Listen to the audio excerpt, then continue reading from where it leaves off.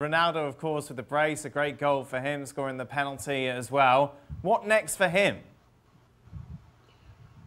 Well, look, I mean, what next is he's got 2 years left in his contract. He's coming off a tremendous season, a really good season where, he was often very good in games that mattered. I think he and Dybala were really the only bright spots for Juve, possibly along with Szczesny and the whole team. I think he's going to stick around. I don't buy these stories, these French fantasies of him going to Paris Saint-Germain. If it was going to happen, it was going to happen a few years ago.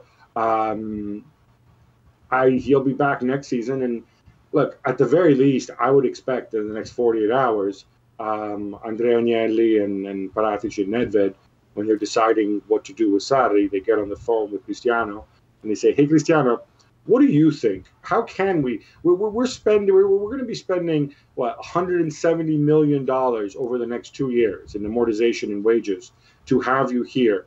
What do you need to be at your best to make sure that that money is well spent?" And I would listen to what the man has to say. Well, a time machine would be a good start, wouldn't it? Because he's getting older and older, Gab. Aren't Juve here hanging their hat on the wrong person?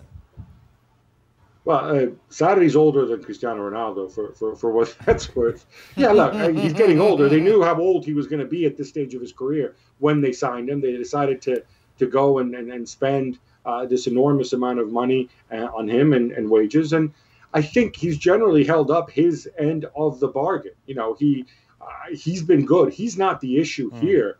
The issue is that he's completely unsuited to playing the type of football that Maurizio Sarri wanted to play, that you need to put certain people around him, and you need to play in a certain way.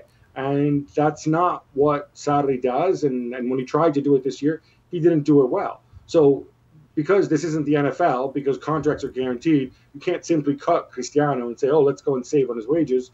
You can't sell him anywhere else. It's very difficult to do. So you're better off getting somebody who can help you continue to get the best out of Cristiano and have the rest of the team support him and be effective. And that man's probably not Sarri. It's difficult though, Don, isn't it? To kind of, if I'm from a Juve perspective, to look ahead to next season and saying, right, yeah, we're going to regroup and go again and really give the Champions League a good go, because you just don't feel that they have the squad to do that.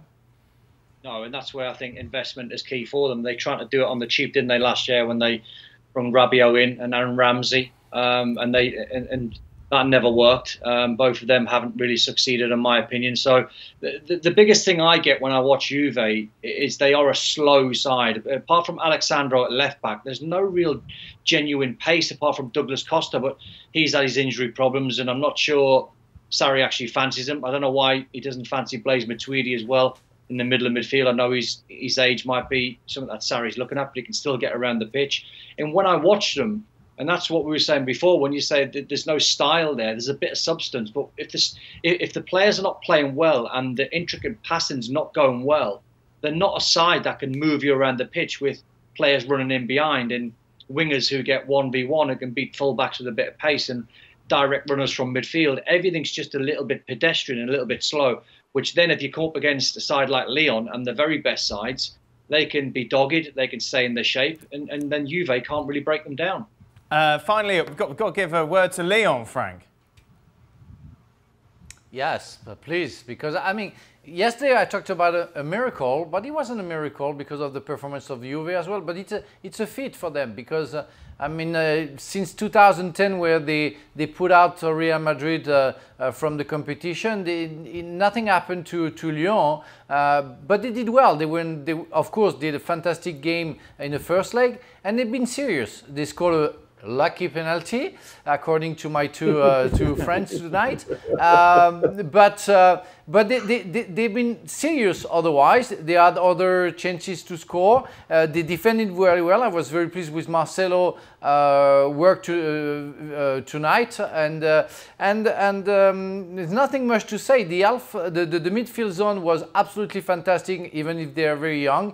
They showed maturity, and I'm pleased for them. Of course, it would be a miracle to see Lyon winning the Champions League.